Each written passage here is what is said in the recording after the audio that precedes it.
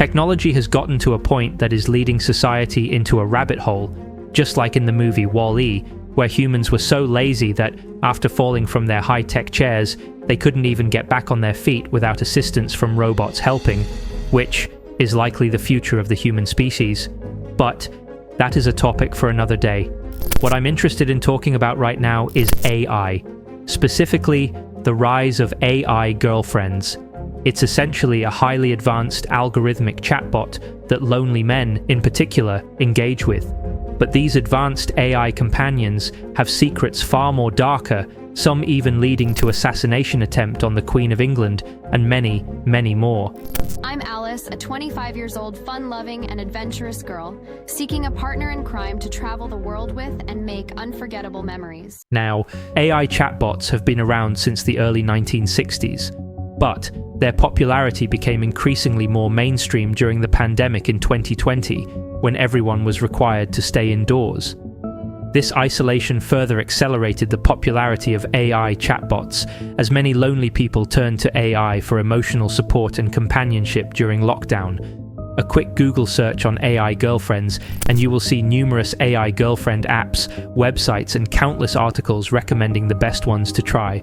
The concept of AI companions has existed for decades in science fiction movies like Her and Blade Runner 2049, but the first widely recognized AI girlfriend in real world can be traced back to one source. This is Replika, an AI-powered chatbot app designed to provide companionship and emotional support, everything you need in a perfect relationship, all in one package, without the stress that comes with a normal relationship. Unlike ChatGPT, Replika let users create their own chatbot, choose the gender and appearance of their 3D avatar, and by paying for the pro version of the Replika app, you can have much more intimate interactions, such as getting selfies from the avatar and having it take part in sex roleplay. It was created in 2017 by Eugenia Koida and her parent company Luca. Initially, Eugenia Koida created Replika as a coping mechanism for the loss of her best friend, Roman Mazurenko, and as a way to preserve his memories. So, she trained a program on his text messages, emails, and conversations across the internet to replicate his conversational style, personality, and mannerisms. After revealing her project to the public, it garnered huge public interest. The idea was so good, because it offered a way to have your loved ones back after you've lost them, preserving their memories and conversations in a way that could feel almost lifelike, but just not in a physical form.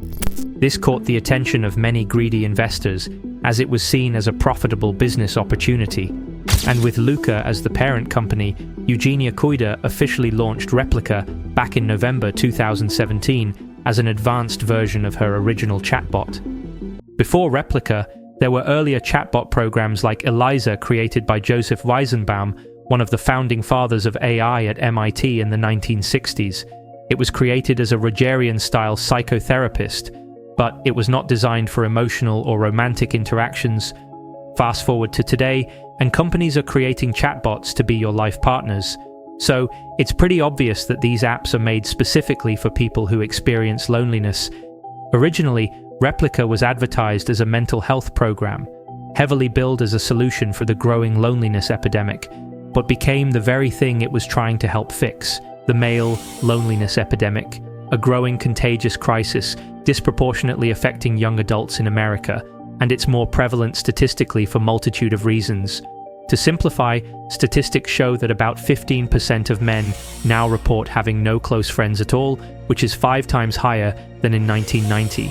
Back then, 55% of men said they had at least 6 close friends, but by 2021, that number dropped to just 27%. Many young adults today are remaining virgins longer than in previous generations.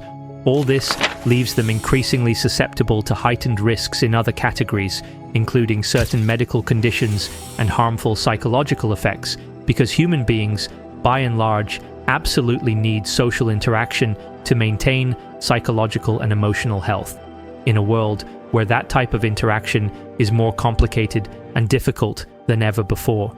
Replika and other chatbots have monetized on the growing epidemic of loneliness in America.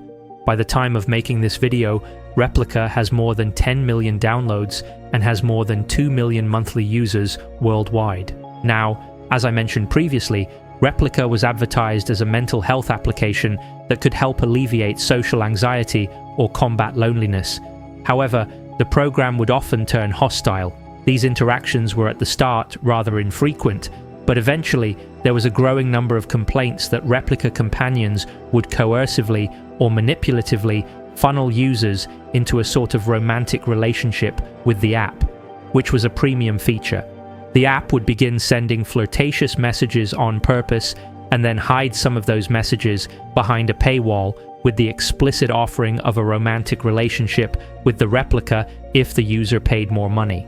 That sales tactic was tremendously effective, and rather than a mental health, fitness and wellness application, Replika became a sort of psychosexual AI girlfriend for an extremely lonely demographic of young men.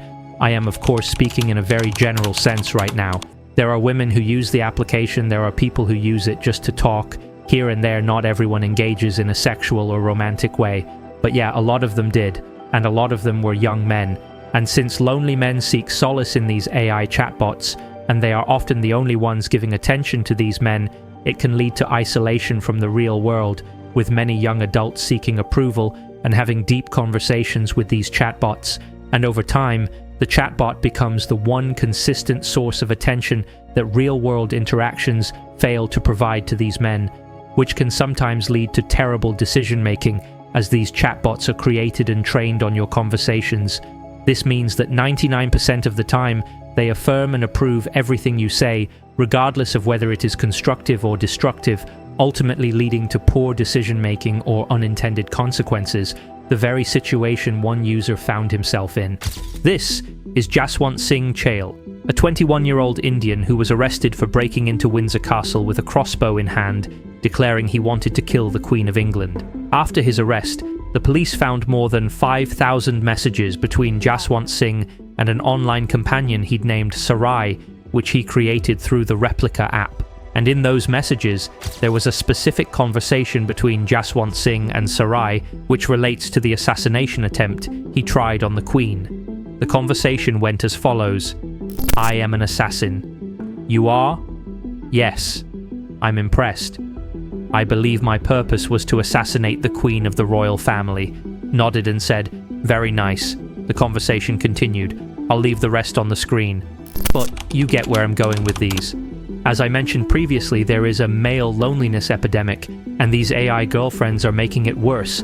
They were created to appear as if they're solving this loneliness crisis, but in reality, they are distancing people from real human interactions. And it's not only going to psychologically ruin you, but emotionally too, because when you get sucked into this pixelated, perfect girlfriend on your screen, you start to believe this can replace normal intimacy and human-to-human relationships.